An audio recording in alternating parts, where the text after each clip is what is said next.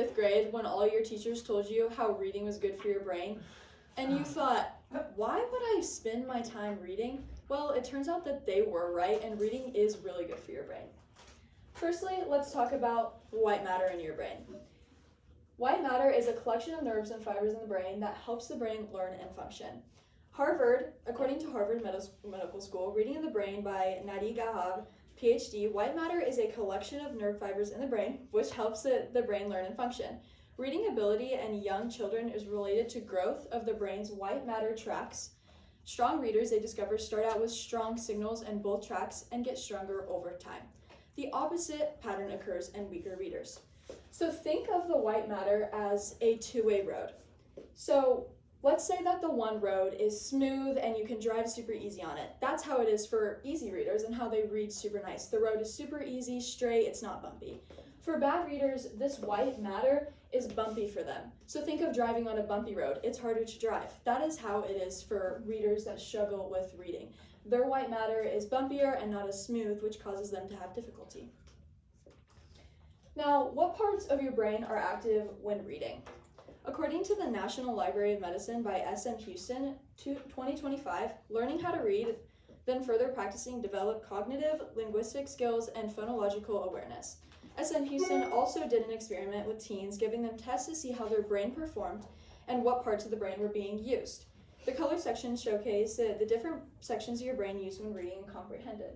So here you can see the left hemisphere frontal, so this is all your frontal lobe, your temporal, which is down here, and your parietal regions, which is all over there.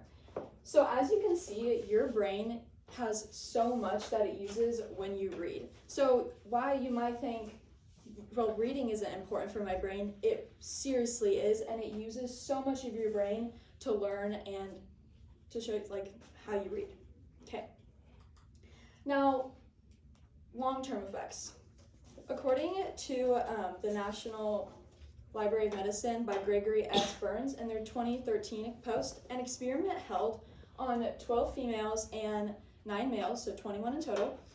After 9 days of reading the book, they did MRI scans and it showed the new connectivity in the brain from beginning to end. So this is the different parts of the brain, and this is the experiment that they did, and this was before and this was after. So here you can see the different types of connectivity. Here is a lot less, and you have more up here and here before you read, but after you read, you have so much more connectivity in your brain, showcasing that your brain uses so much more power whenever you read. And it also, they learned that after you read, you only lose about 5% of that connectivity, but the rest stays. So you keep so much connectivity after you read, and that helps with so much more than just reading. As it said, linguistic skills, speaking, outward speaking, speeches, it helps so much.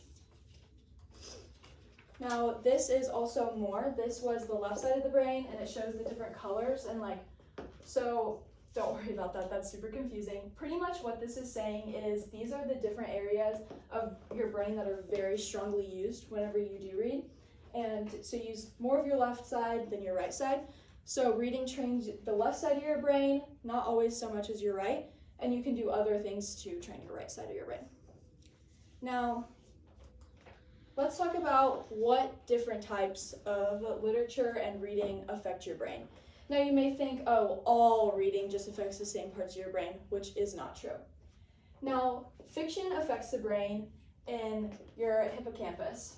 Strange word, I know. So this assists in constructing scenarios. So whenever you read fiction and it's super action-packed, this helps you construct what's going on, helps you visualize what is truthfully going on in the story that you're reading. How nonfiction affects the brain is your prefrontal cortex, so that's the front of your brain, and this helps you process information and factual retention. So your prefrontal cortex, whenever you read a nonfiction book, helps you remember what you read, it helps you think back on, of course, the historical context of what happened. That helps you make more connections of the factual things that you remember, and that's what nonfiction does. Immersive narratives, so just narratives, affect the brain whenever you read it, your brain thinks back on like the scenarios in your life, how you can relate it. So your primary motor cortex, it helps you mirror those actions. So if somebody in the book is saying, oh, I ate this, you'll think back to, oh, I ate that once, it tasted good, or I didn't like that, which is really cool whenever you're engaging into a book like that. How poetry affects the brain. So poetry activates areas to comprehend rhyme and rhythm, and it improves your mental flexibility and cognitive agility. So here you can see the different parts of your brain, and with your mental flexibility and cognitive agility, that helps with so much whenever you're reading poetry. As annoying as it is to read sometimes, it is so good for your brain for that flexibility and that agility whenever you're with somebody like Dar who gives you a hard thing to read, and then you read it and it's easy because you're used to reading harder things and your brain builds up these skills. Okay, so how graphic novels affect the brain. Graphic novels activate more visual and verbal areas of your brain, so it enhances like comprehension, retention, and critical thinking. Graphic novels, you are more so just seeing what's on the page, but your brain also acts out. It doesn't just see, oh, that happened, oh, and then you look at another section, oh, that happened. Your brain connects it and thinks of it as like a one-way thing, as if you were watching a movie. That's how your brain comprehends that. And so whenever you do that, your brain gets used to filling in the gaps, and that really helps whenever you're reading or just doing anything else, such as sports. It helps fill in the gaps. Oh, this is gonna happen, I can do this real quick too. It helps. So while you may be thinking, this is still boring, I don't need reading, it affects your future 100%.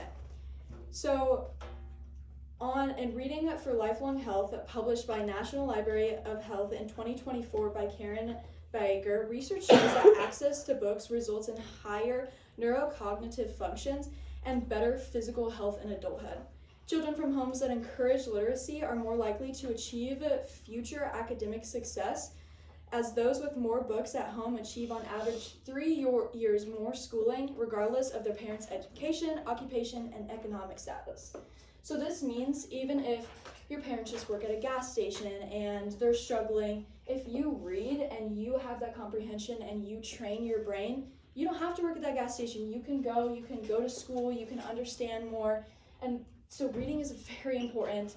Today, I know this isn't persuasive, but I hope this does encourage you to go home, possibly pick up a book and read, because it affects your future so much and it is so good for everything that you do.